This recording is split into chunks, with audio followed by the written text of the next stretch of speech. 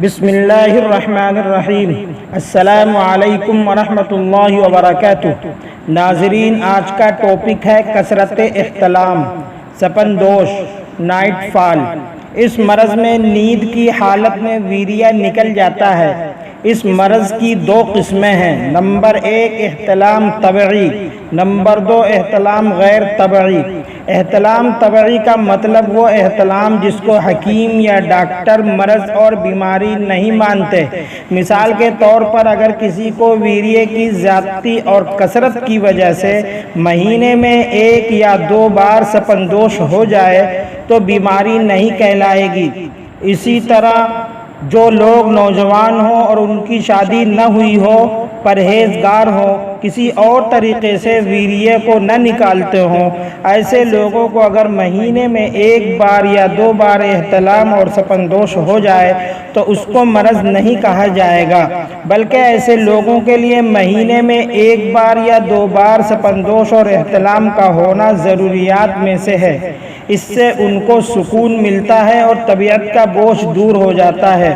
اس قسم کو اسی وقت مرض نہیں شمار کیا جائے گا جبکہ سپندوش ہونے کے بعد اس شخص کو کمزوری نہ محسوس ہوتی ہو، اور اگر احتلام اور سپندوش کے بعد کمزوری معلوم ہوتی ہو تو یہ قسم بھی اس شخص کے لیے مرض میں ہی شمار کی جائے گی۔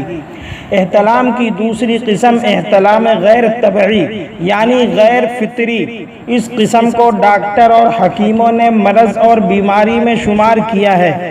سپن دوش کی یہ قسم اعضائے تناسل یعنی پینس کی ذکاوت حس بڑھنے سے اور ویریے کے پتلے پن سے اور کمزوری سے ہو جاتی ہے۔ اس کو جریان یعنی دھات روگ کی ایک قسم مانا گیا ہے۔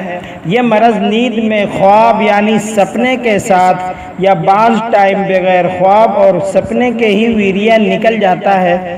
عام طور پر شروع مرض میں خواب کے ساتھ تناؤ کی حالت میں جنسی تعلق سے ہفتے 10 دن میں احتلام ہو جاتا ہے، لیکن جب مرض اپنے عروج پر ہوتا ہے اور مرض بہت بڑھ جاتا ہے تو بے خبری میں یعنی خواب اور سپنے کے بغیر تناؤ کے ہفتے میں 2-3 دفعہ یا ہر روز یا گاہے ایک ہی رات میں 2-3 بار سپندوش ہو جاتا ہے، اور یہ مرض کی وہ منزل ہے جس کے لیے فوری توجہ کی ضرورت ہے۔ اگر اس وقت بھی غفلت اور لاپرواہی برتی گئی تو جریان یعنی دھات کا مرض ہو جائے گا، اور یہ مرض جب پرانا ہو جاتا ہے تو بہت مشکل سے جاتا ہے۔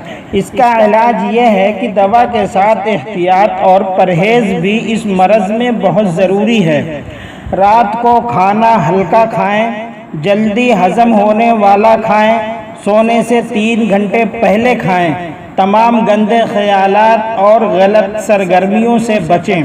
سونے سے پہلے اعضائے تناسل کو ٹھنڈے پانی سے دھو کر سوئیں، پیشاب وغیرہ کی ضروریات سے فارغ ہو کر سوئیں۔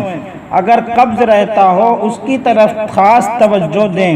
رات کو سونے سے پہلے مربع ہڑ 2 عدد یا اسبغول ثابت 10 گرام 1 پاؤ دودھ کے ہمراہ لیں۔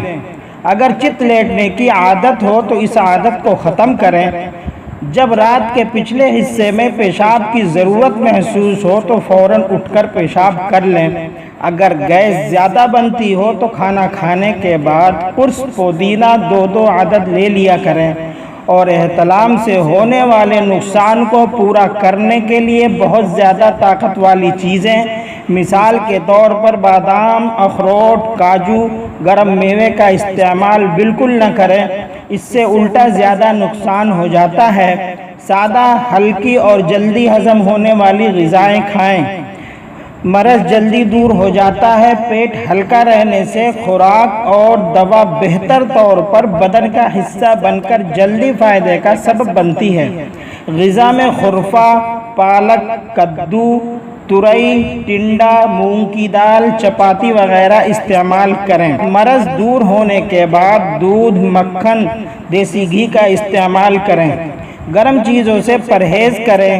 چائے، کافی، انڈا، گوشت، مچھلی، شراب، گرم مسالے کی بنی چیزوں سے پرہیز کریں، اور یہ نسخہ مسلسل 1 مہینے استعمال کریں۔